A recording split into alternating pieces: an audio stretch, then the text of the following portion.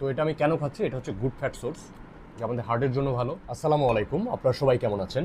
Protein এবং কার্বোহাইড্রেটের পাশাপাশি আরেকটা গুরুত্বপূর্ণ ম্যাক্রোনিউট্রিয়েন্ট আছে, সেটা হচ্ছে গুড ফ্যাট। এই গুড ফ্যাট আমাদের ওজন এবং চর্বি কমাতে, মাসেল গ্রোথে, ইভেন সেক্সুয়াল লাইফের ক্ষেত্রে খুবই গুরুত্বপূর্ণ ভূমিকা পালন করে এবং আমাদের ওভারঅল বডির জন্য বলতে গেলে একটা ব্লেসিং। কারণ গুড ফ্যাট প্রোটিনের অ্যাবজর্পশনটাকে বেস্ট করে দেয়, প্রোটিনকে আমাদের বডিতে ভালোভাবে ইউটিলাইজ করতে এই গুড ফ্যাটটা হেল্প করে। কিন্তু এই গুড ফ্যাটটাকে আমরা সবসময় দূরে সরিয়ে রাখি আমাদের জানার ভুলের কারণে, বোঝার ভুলের কারণে। গুড ফ্যাট খেলে আমাদের বডিতে ফ্যাটের মাত্রা বাড়ে, কিন্তু কোন ফ্যাটের মাত্রা বাড়ে? গুড ফ্যাটের মাত্রা বাড়ে। গুড ফ্যাটের কাজ হচ্ছে গুড ফ্যাট বডিতে ঢুকে ব্যাড ফ্যাটটাকে বের করে দেয়, আলটিমেট আমাদের শরীরের জন্য যেটা খুবই ভালো।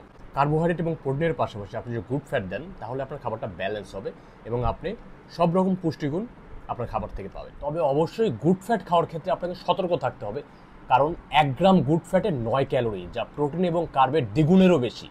আজকে আপনাদেরকে কিছু গুড ফ্যাটের সাথে পরিচয় করে দিব, যেগুলো আমাদের শরীরের জন্য খুবই গুরুত্বপূর্ণ। তো এখানে প্রথমে আসি নারিকেল।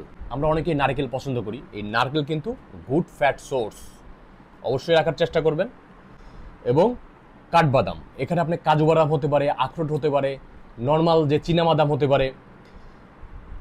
এছাড়াও আছে পামকিন সিড, মিষ্টি কুমড়ার বীজ, খুবই গুরুত্বপূর্ণ গুড ফ্যাট।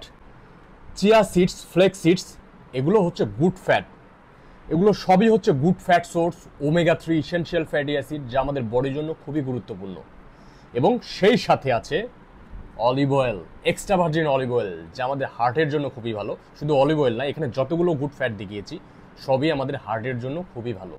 পরবর্তী পর্বে আমি আরও গুরুত্বপূর্ণ কোয়ালিটিফুল কিছু কার্বোহাইড্রেট সম্পর্কে আপনাদের ধারণা দিব। তো ভিডিওটা এই পর্যন্তই। ভালো থাকবেন, সুস্থ থাকবেন, নিজের শরীরের যত্ন নেবেন। Take care.